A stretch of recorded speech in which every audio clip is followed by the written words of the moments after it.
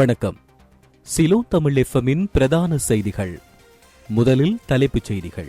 ஜாழில் விபத்துக்குள்ளான பதில் அரசாங்க அதிபரின் வாகனம், பலத்த காயங்களுடன் மகன் வைத்தியசாலையில். ஜாழில் பழக்கடை சிறுவனிடம் அத்துமீறி செயல்பட்ட அதிகாரிகள். வெளியானது காணொளி. நாட்டின் தேசிய பாதுகாப்பு குறித்து அனுர வெளிப்படுத்தியுள்ள தகவல். தற்செயலாக எடுக்கப்பட்ட படம், வசமாக சிக்கிக்கொண்ட சிறுவர்கள். ஜீவன் தொண்டமான் அரசாங்கத்துக்கு விடுத்துள்ள பகிரங்கமான சவால். நாளை முதல் காலநிலையில் ஏற்படவுள்ள மாற்றம். இனி தொடர்வது விரிவான செய்திகள்.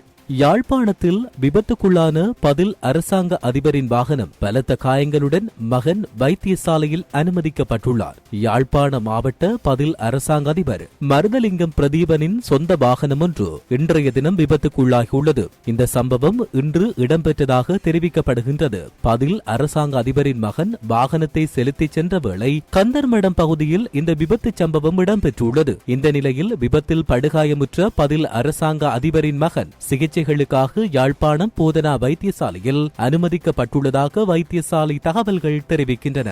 யாழ்ப்பாணத்தில் வீதியில் படக்கடை வைத்திருந்த சிறுவன் ஒருவரிடம் சில அதிகாரிகள் அடாவடித்தனமாக செயற்படும் வகையிலான காணொளி தற்சமயம் வெளியாகியுள்ளது. யாழ்ப்பாண பிரதான வீதி பகுதியில் வீதியோரத்தில் பழக்கடை நடத்தி வந்த சிறுவனிடம் மாநகர சபையினர் வரி அறவீட்டு அதிகாரிகள் அடாவடித்தனத்தில் ஈடுபட்டனர். அதேவேளை குறித்த அதிகாரிகள் அந்த சிறுவன் மீது தாக்குதலும் நடத்தியுள்ளனர். இந்த சம்பவம் குறித்து பதிவான காணொளியானது சமூக வலைதள பக்கத்தில் பகிரப்பட்டு வருகின்றது.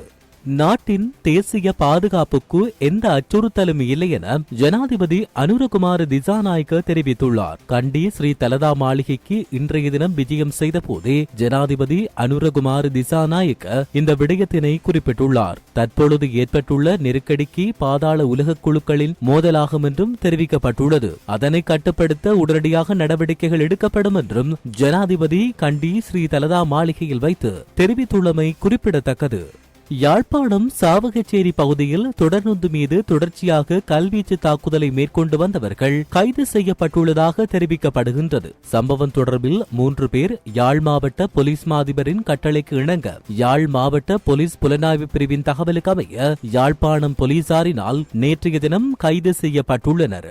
யாழ் தேவி நேற்று முன்தினம் யாழ்ப்பாணம் நோக்கி வரும்போது குறித்த தாக்குதல் சம்பவம் இடம்பெற்றுள்ளது. தொடர்ந்து வரும்போது அரியாலை பகுதியில் வைத்து கல்வீச்சு தாக்குதல் மேற்கொள்ளப்படுவதை பயணியொருவர் தற்செயலாக படம் பிடித்துள்ளார். இந்த நிலையில் சம்பவம் தொடர்பில் 15 முதல் 13 வயதுகளுக்குட்பட்ட சிறுவர்கள் 3 பேரே இவ்வாறு போலீசாரினால் கைது செய்யப்பட்டுள்ளனர். இவர்களை பெற்றோர்களின் உதவியுடன் சிறுவர் நீதிமன்றத்தில் முன்னிலைப்படுத்துவதற்கான ஏற்பாடுகள் முன்னெடுக்கப்பட்டு வருவதாக போலீசார் தெரிவிக்கின்றனர்.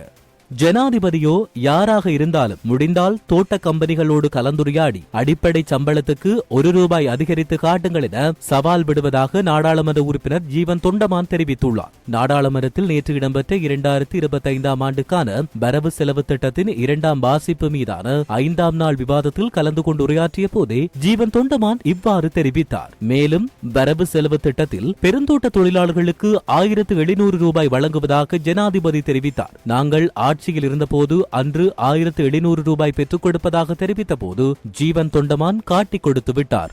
நாங்கள் ₹2138 பெற்றுக் கொடுப்போம் என அன்று எதிர்க்கட்சியில் இருந்த அனைவரும் தெரிவித்தனர். இப்போது ஜனாதிபதி ₹1700 பெற்றுக் கொடுப்பதாக தெரிவித்த போது அதற்கு ஜனாதிபதிக்கு பாராட்டு தெரிவிக்கிறார்கள்.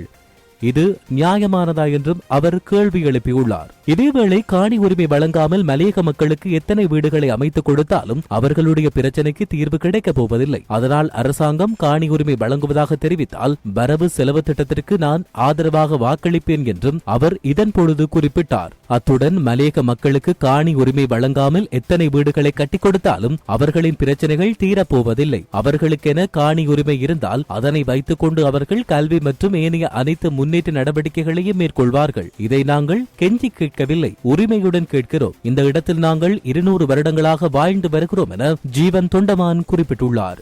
நாளை முதல் அடுத்த சில நாட்களுக்கு மழை நிலைமை அதிகரிக்கக்கூடிய சாத்தியம் காணப்படுவதாக வளிமண்டலவியல் திணைக்களம் தெரிவித்துள்ளது. இதற்கமைய அடுத்த சில நாட்களில் வடக்கு, வடமத்திய, கிழக்கு, ஊவா மற்றும் மத்திய மாகாணங்களிலும் ஹம்பாந்தோட்டை மாவட்டத்திலும் மழை நிலைமை அதிகரிக்கக்கூடிய சாத்தியம் காணப்படுவதாக வளிமண்டலவியல் திணைக்களம் தெரிவித்துள்ளது. காலி, மாத்தறை, களுத்துறை மற்றும் இரத்தினபுரி மாவட்டங்களின் சில இடங்களில் மாலை அல்லது இரவு வேளைகளில் மழை அல்லது இடியுடன் கூடிய மழை பெய்யக்கூடும் என வளிமண்டலவியல் திணைக்களம் வெளியிட்டுள்ள வானிலை முன்னறிவிப்பில் தெரிவிக்கப்பட்டுள்ளது. நாட்டின் ஏனைய பிரதேசங்களில் பிரதானமான வறட்சியான காலநிலை நிலவும் எனவும் எதிர்பார்க்கப்பட்டுள்ளது.